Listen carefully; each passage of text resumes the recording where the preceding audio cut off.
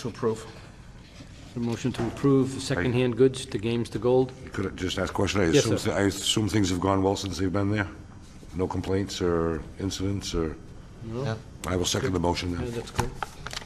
Okay, we have a motion to accept and a second, secondhand goods application. All those in favor? Aye. Aye. Any Aye. opposed? None? Okay, old business. Cecil Smith, Mary Robinson property.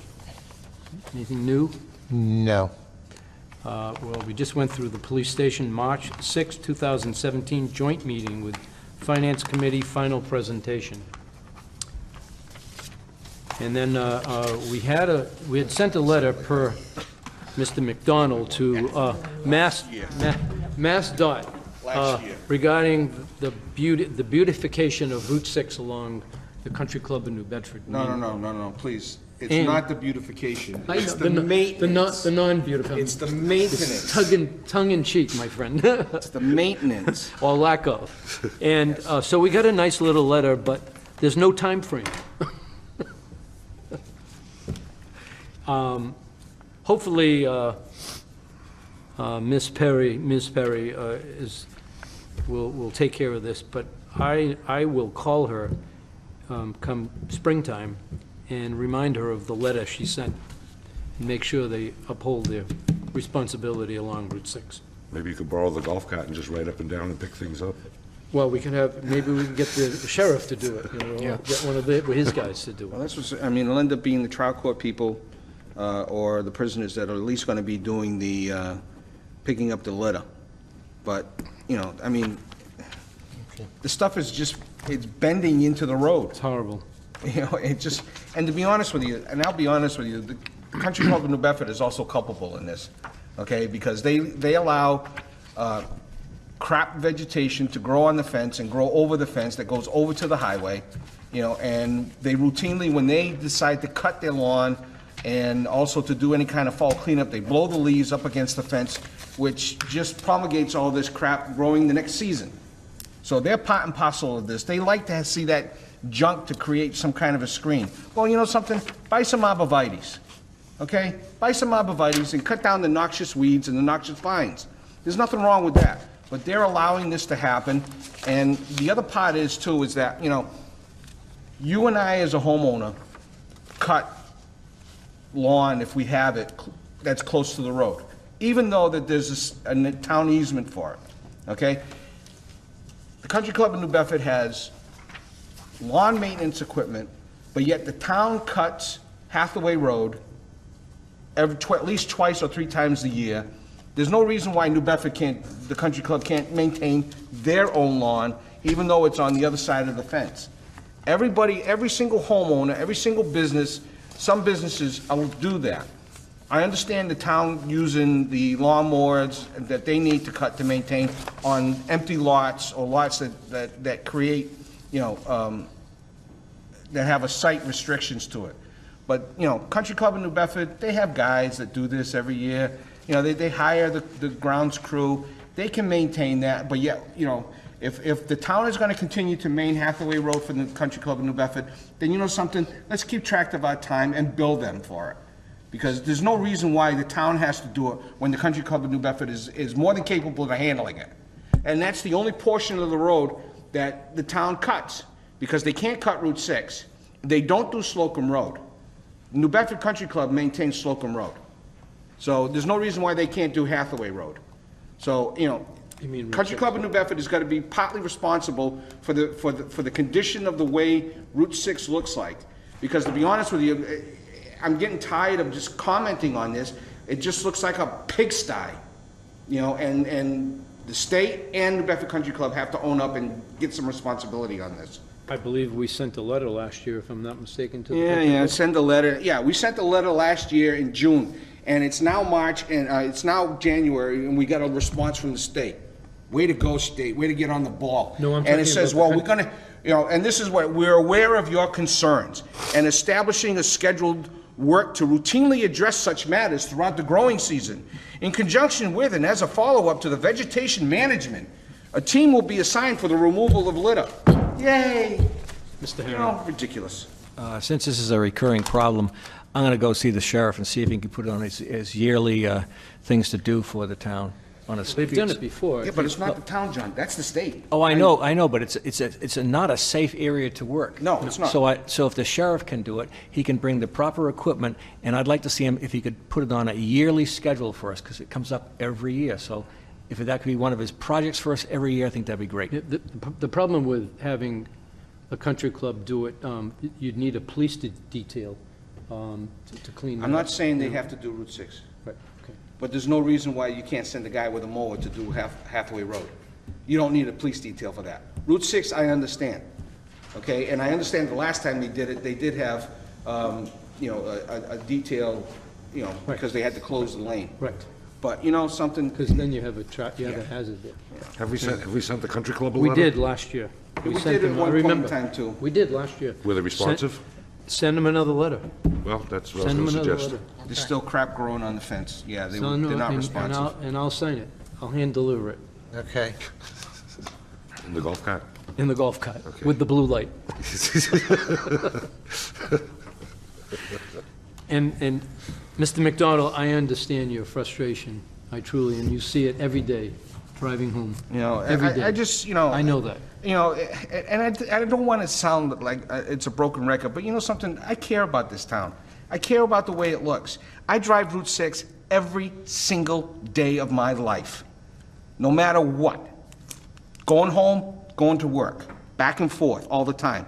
And to be honest with you, you know, there's a lot of businesses on Route 6 that absolutely care about what their property looks like, and there's an equal amount that don't.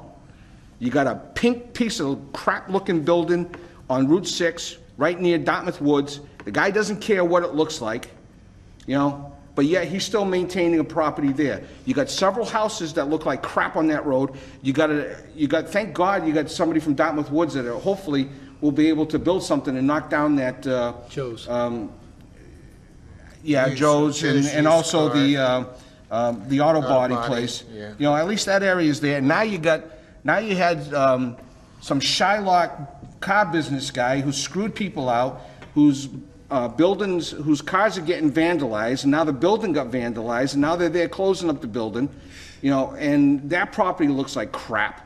And then you got two houses that look like crap across the way from that.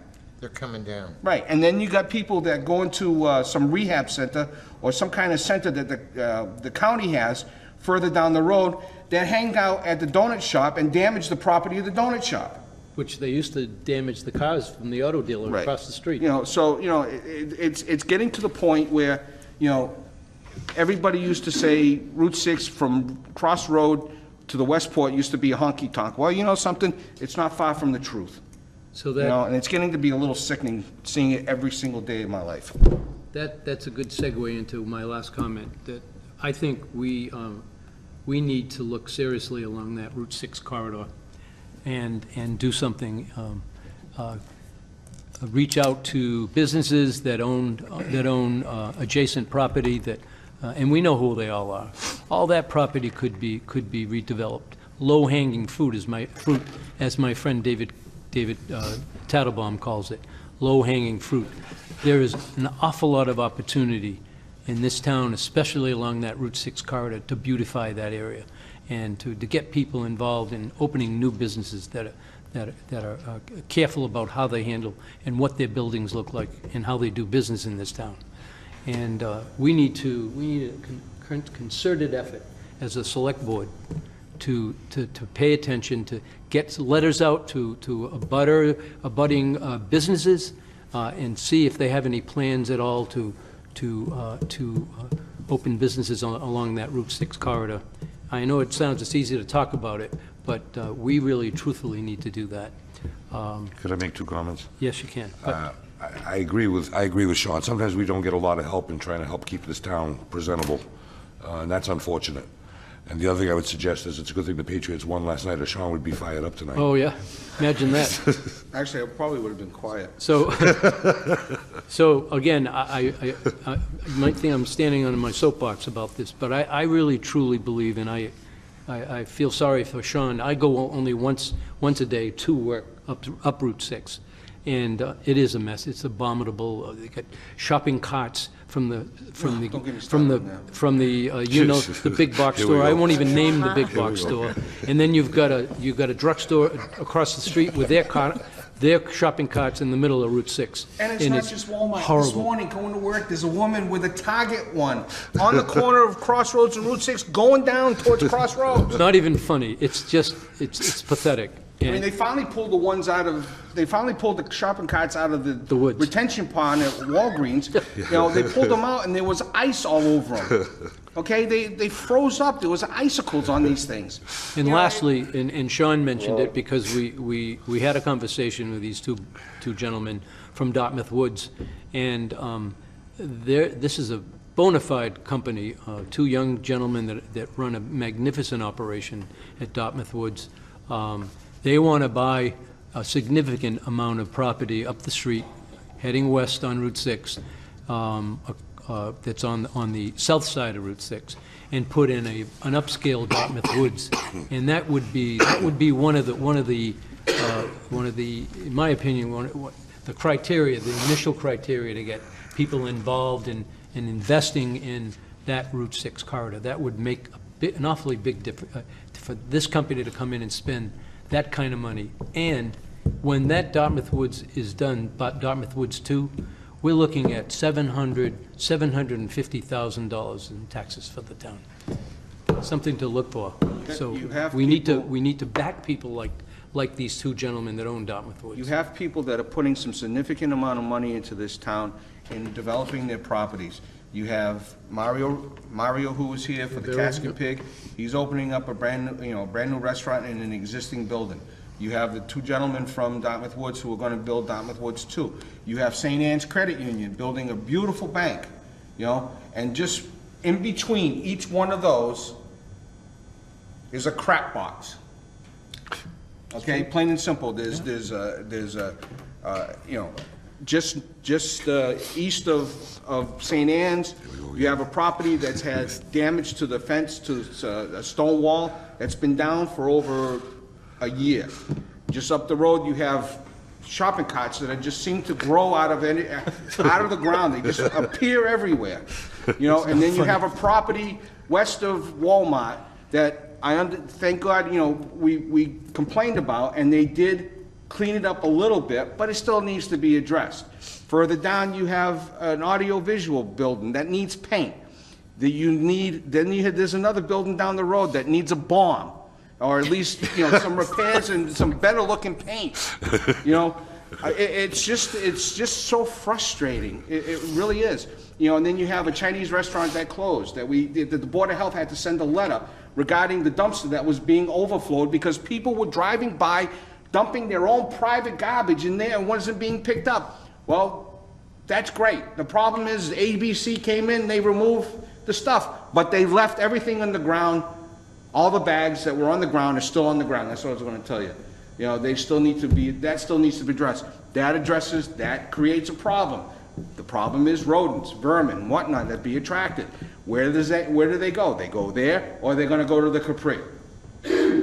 So it's, hopefully they can cross Route 6 and maybe somebody can peg one or two as they driving by.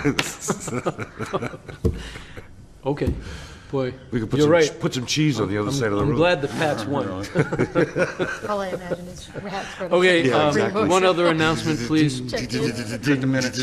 From Lynn Maderis, 2017 annual town census was mailed last week, and if you haven't received one as of yet, please contact the town clerk, and they will send one out. Dog licenses are also due by March 1st. Please bring in a current rabies certificate in order to license your dogs. Thank you, Sure, Lynn Maderis. yeah. All right. I did not notice We need a anything in the motion minutes. to, One more. minutes. One more. Did you? John Selectman Haran asked me to give the community an update on the Maritime Center. Unfortunately, the South Coast Today, also known as the Standard Times, seemed to overlook any coverage of that issue. They covered Westport, they covered New Bedford, but just They did it, skipped right though. over it. They did it. But Dartmouth Must be Weekly